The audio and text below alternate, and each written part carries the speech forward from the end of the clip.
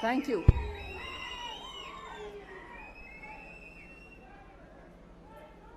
వేదిక మీద ఉన్నటువంటి మంత్రి, ఏపీ గవర్నమెంట్ అందరికీ, ప్లస్ యూనియన్ కౌన్సిల్ ఆఫ్ మినిస్టర్స్లో నా కొలీగ్గా ఉన్నటువంటి ఈ ప్రాంత ఎంపీ శ్రీనివాస్ వర్మ గారు, డిస్ట్రిక్ట్ కలెక్టర్ గారు, అందరికీ కూడా నమస్కారాలు. మీరు దత్తు తీసుకున్నటువంటి గ్రామం అని మాటికి రెఫర్ చేస్తారు. కాదు, నేను మొదటి మీటింగ్లో 2014-15లోనే అన్నాను, ఈ గ్రామం నన్ను దత్తు తీసుకుంది.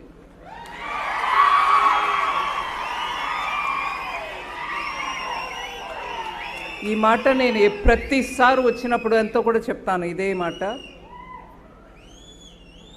ప్రధానమంత్రి గారి ఆలోచన, ఎంపీగా ఉన్నటువంటి లోక్సభ ఎంపీ అయినా రాజ్యసభ ఎంపీ అయినా మీరందరూ ఒక గ్రామాన్ని దత్తు తీసుకోవాలి అని.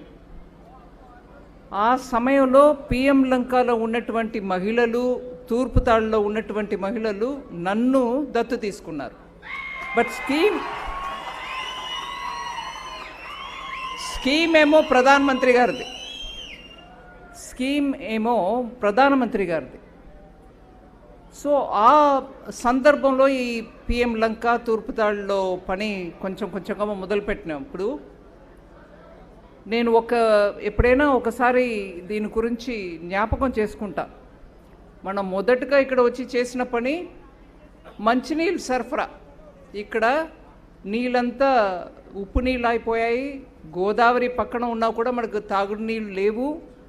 అందుకని మంచినీళ్ళ కోసం ఇప్పుడు ఏటీఎం అంటున్నారు, కానీ మనం ఒక సిస్టమ్ పెట్టి రివర్స్ ఆస్మోసిస్లో మంచినీళ్ళు తయారు చేసి ఎంతైనా ఛార్జ్ లేకుండా జనానికి దొరకాలి అని ఒక సిస్టమ్ మొదలు పెట్టాం. ఇక్కడ కూడా తూర్పుతాడులో కూడా.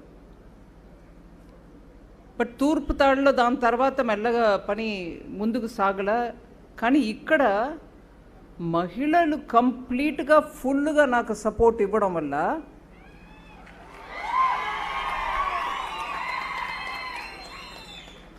వరదల టైంలో, సైక్లోన్ టైంలో మీకు ఉండడానికి ఒక భవనం, పంచాయత్ భవనం అని అనుకోండి, ప్లస్ పిల్లలు సాయంకాలం పూట స్కూల్ నుంచి వచ్చినాక ఒక చోట్ల కూర్చొని వాళ్ళ హోంవర్క్ చేసుకోవడమో, లేదు కొంచెం ఎవరో పక్కన ఉన్నవాళ్ళు వచ్చి ట్యూషన్ క్లాస్ నేర్పించడమో, ఇవన్నిటి కోసం మంచి చోటు ఉండాలి అని మొదలుపెట్టిన ఈ పెద్ద భవనం ఇవాళ ఎన్నో రకాల పర్పసెస్కి మనకు ఉపయోగం అవుతుంది అనేది చూస్తున్నప్పుడు చాలా వరకు మిగతా ఎంపీలు ఆంధ్ర ప్రాంతంలో మాత్రం కాదు, ఢిల్లీలో ఉన్నటువంటి వాళ్ళు కూడా అడుగుతారు, ఎలా మీరు మొదలుపెట్టారు, అది ఇప్పుడు ఏమేమో పనికి వస్తుంది, ఇది ప్లానింగ్ ఎలా చేశారు? ఏం ప్లానింగ్ చేయలేదు. ప్రజలు ఈ పిఎం లంకలో ఉన్నటువంటి ఆడవాళ్ళు ప్రత్యేకం నాకు సపోర్ట్ ఇవ్వడం వల్ల నేను ఇంత దూరం ఏదో చేస్తాం. అది మాత్రం కాదు, ఈ భవనం కొన్నాళ్ళ క్రితం, ఒక 2 సంవత్సరాల క్రితం నుంచి పిఎం విశ్వకర్మ ట్రైనింగ్ సెంటర్గా ఇక్కడ చాలా పని జరిగింది.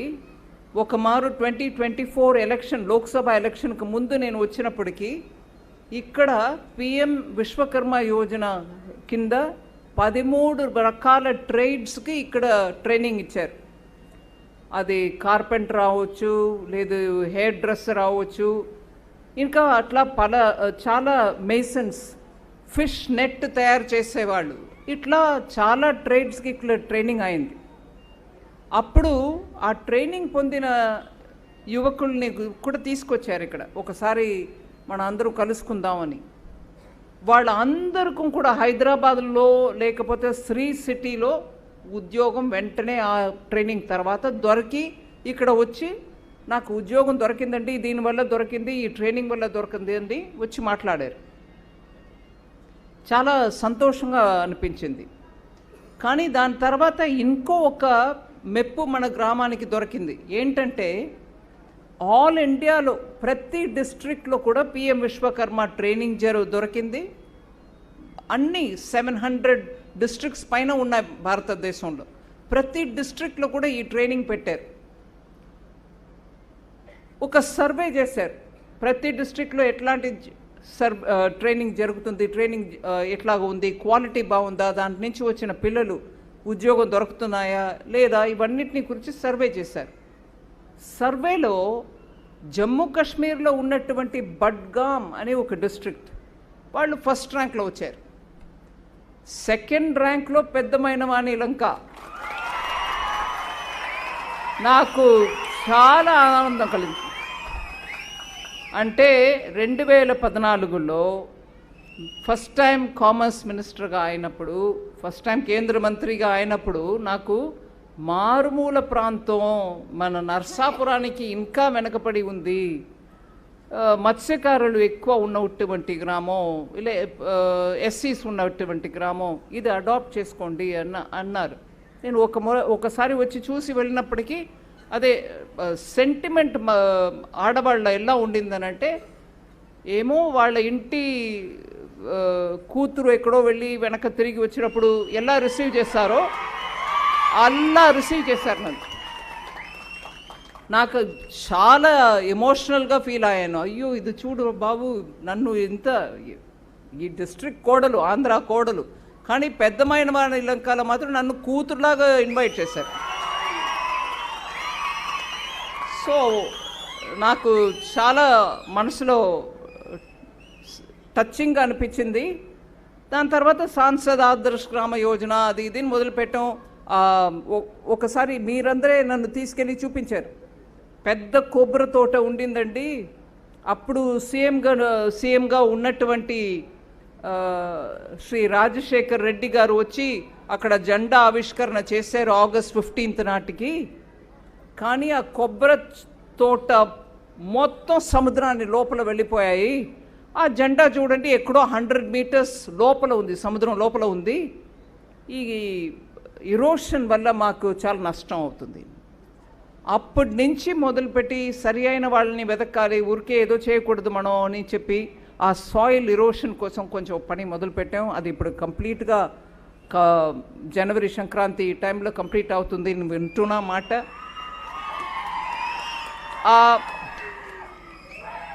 ఆ బీచ్ ఒక అందం ఏ రకంగా కూడా చెడిపోకుండా ఇరోషన్ని ఆపడానికి చేస్తున్న ప్రయత్నం చాలామంది ఇప్పుడు అంటున్నారు. ఇరోషన్ని ఆపాలి అని అంటే బండగా కాంక్రీట్ని అక్కడ పెట్టడం, లేకపోతే ఏదో రాళ్ళు తీసుకొచ్చి నింపడం అవన్నీ చేస్తారు. దానివల్ల బీచ్కు ఉన్నటువంటి, నాకు బాగా తెలుసు, మిగతా డిస్ట్రిక్ట్స్ నుంచి వస్తారు, ఇక్కడి నుంచి అంతర్వేదికి కూడా వెళ్ళడానికి చూస్తారు. ఎంత సుందరమైన క్షేత్రం, దీన్ని పాడు చేయకూడదు మనం ఏదో సాయిల్ ఇరోషన్ ఆపడానికి చేసే ప్రయత్నం వల్ల అని ఆ భయం నా మనసులో ఉండింది. కానీ ఆఖరికి చక్కగా మోడర్న్ వ్యవస్థ పెడుతున్నారు. దానివల్ల మనకి మన సముద్ర తీరం దాని అందం ఏ రకంగా కూడా పాడవదు. అది ఒక ఎత్తనంటే మత్స్యకారులకి ఇప్పుడు కూడా బోటో ఇంకొకటో మనం తయారు చేసి సపోర్ట్ ఇస్తూ ఉన్నాం. దాంట్లో కూడా ఇప్పుడు కేశవ్ గారు చెప్తున్నారు దానికి ఇంకా బోట్ ఏదైనా చేయాలంటే కూడా స్టేట్ గవర్నమెంట్ పూర్తి మద్దతు ఇస్తుంది అని.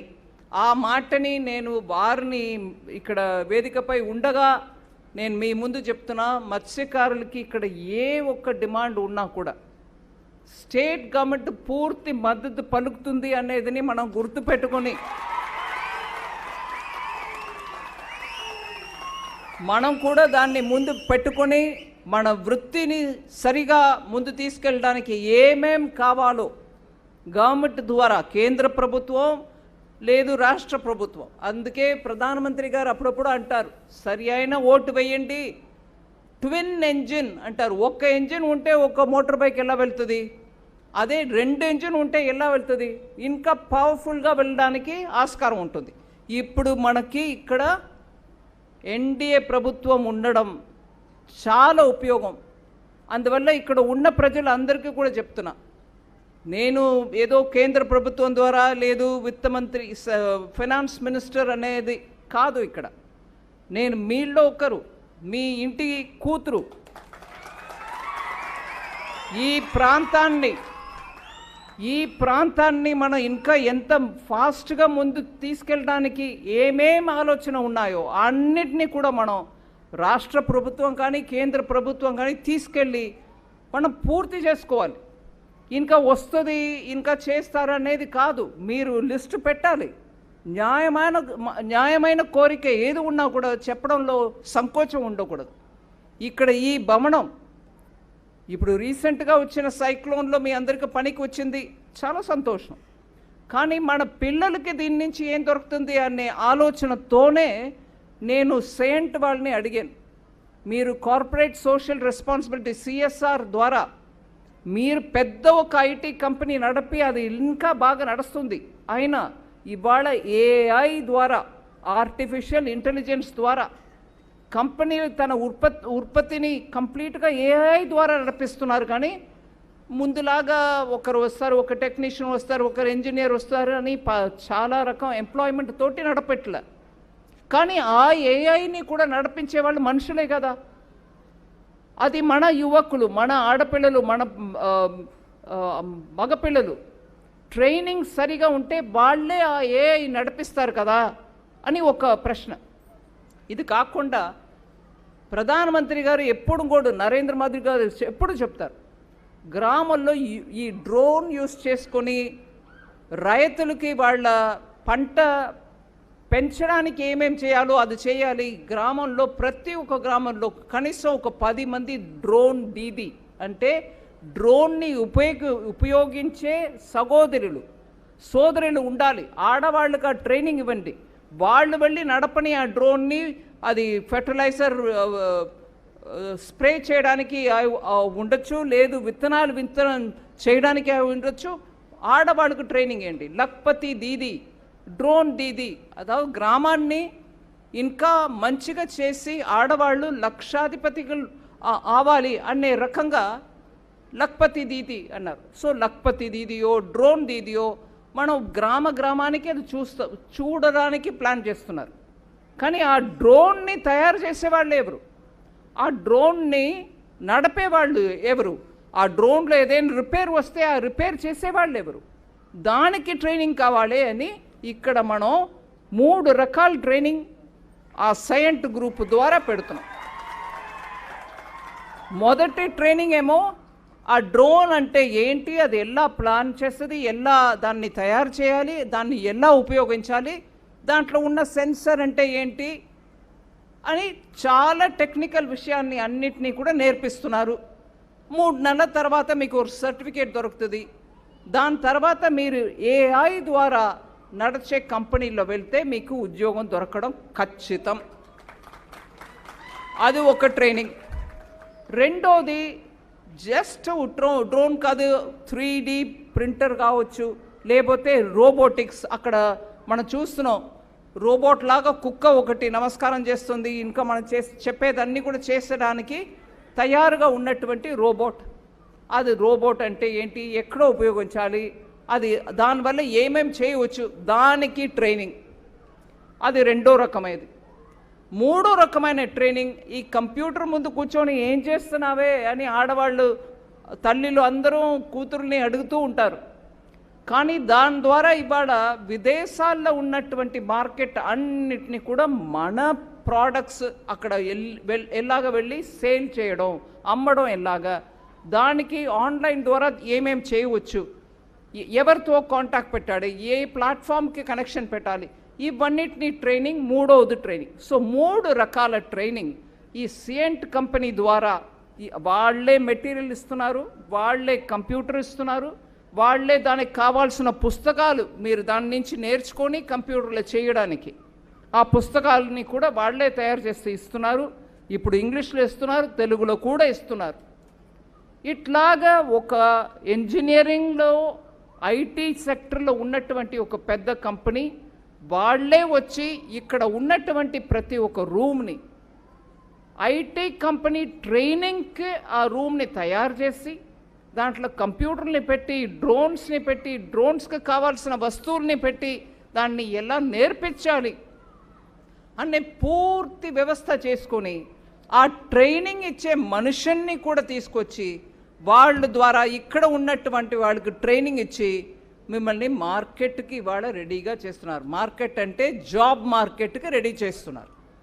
నేను 2014-15లో వచ్చినప్పుడు ఒక 10 సంవత్సరం తర్వాత ఇట్లా ఒక మోడర్న్ ట్రైనింగ్కి ఇక్కడ ఒక ట్రైనింగ్ సెంటర్ మనం పెట్టగలుగుతాం, దాంట్లో ఇండస్ట్రీ వచ్చి పాల్గొంటుంది, ఇవన్నీ నాకు మనసులో లేదు. ఇప్పుడు మీ అందరికీ వర్షాలు వస్తే, సైక్లోన్ వస్తే, లేదా పంచాయతీ వాళ్ళకి ఒక స్థలం ఉండాలి అనే ఆ ఆలోచనతోటి ఈ బిల్డింగ్ కట్టాం.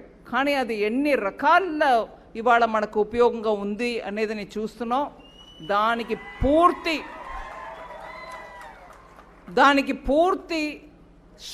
అంటే క్రెడిట్, దానికి పూర్తి పెద్దరికం వహింపు ఆడవాళ్ళు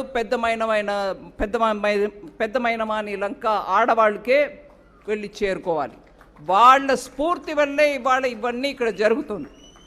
వాళ్ళ సపోర్ట్, వాళ్ళ కోఆపరేషన్ వల్లనే.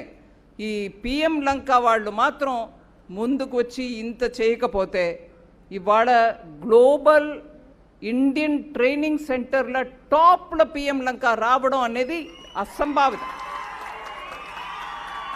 అందువల్ల ఇవన్నీ చేస్తూ డిస్ట్రిక్ట్ కలెక్టర్ మన ముందు ఇక్కడ కూర్చున్నారు. ఇక్కడ ఇళ్ళలు సమస్య గురించి ఒక మాట చెప్పదలుచుకున్నా. 150 దగ్గర అప్లికేషన్స్ ఉన్నాయి. పిఎం ఆవాస్ యోజన, అதாவது పిఎం ద్వారా ఇళ్ళలు కట్టపడే ప్లాన్, ఆ ప్లాన్లో పిఎం ఆవాస్ యోజనలో ఆ 146 మందికి కూడా ఆ అప్లికేషన్స్కు కూడా ఇల్లు ఇవ్వాలి అని నేను కలెక్టర్ గారికి, కేశవ్ గారు ముందు, ఫైనాన్స్ మినిస్టర్ గారు ముందు చెప్తున్నా. సెంట్రల్ గవర్నమెంట్ మీకు డబ్బు ఇచ్చేస్తుంది స్టేట్ గవర్నమెంట్కి, దాని తర్వాత స్టేట్ గవర్నమెంట్ దాన్ని ఏ డిస్ట్రిక్ట్ ఎంత, ఈ డిస్ట్రిక్ట్ ఎంత అని అంటారు. పిఎం లంక ఎక్కడో ఒక కార్నర్లో ఉంది. మీ లిస్టుల కార్నర్లో కింద వెళ్ళిపోకూడదు, టాప్గా రావాలి. అక్కడ ఉన్న ప్రతి ఒక్క అప్లికేషన్కు, ప్రతి ఒక్క పిఎం ఆవాస్ అంటే ఇళ్ళలు అప్లికేషన్కి ఇల్లు కట్టించి ఇవ్వాలి. అది 26-27 సంవత్సరం, ఇప్పుడు రాబోయే 12 నెలల్లో ఆ పని పూర్తి కావాలని నేను రిక్వెస్ట్ పెడుతున్నా మీ తరపులో. అట్లాగే ఇక్కడ ఉన్నటువంటి మత్స్యకారులకి ఇంకా ఇప్పుడు ఇచ్చే బోట్స్ ఏదో 100 బోట్స్ ఇచ్చినారు. ఇంకా 200 మత్స్యకార అప్లికేషన్ ఉన్నాయని అనుకుంటున్నా. దానికి కూడా ఏంటి లోపం ఏంటో నాకు తెలియదు, కనుక్కుంటాను. ఆ 200 మత్స్యకారులకు కూడా బోట్లు ఇవ్వాలి. ఆ రిక్వెస్ట్ మీ తరపున నేను పెట్టేస్తున్నాను వాళ్ళకి. ఇది కాకుండా ఎమ్మెల్యే గారు ఇంకా మెమరాండం అది ఇచ్చారు. ఒకసారి పరిశీలించి దాంట్లో ఎంత చేయవచ్చో చేద్దాం. కానీ ఇటు ఈ ప్రాంతంలో ఉన్నవాళ్ళు, ఇంకా శ్రీకాకుళం, మచిలీపట్నం అట్లా ఉన్నటువంటి రీజన్స్ నుంచి వచ్చిన స్టూడెంట్స్ పైన ఉన్నారు. సో ఇవాళ దూర ప్రాంతం నుంచి మారుమూల ప్రాంతం పిఎం లంకకు జనం వచ్చి, స్టూడెంట్స్ వచ్చి ఇక్కడ ట్రైనింగ్ పొందుకుంటున్నారంటే నా విజ్ఞప్తి, ఇది ఇంకా మారుమూల కాదు. మీరు ట్రైనింగ్ సెంటర్ అయిపోయారు.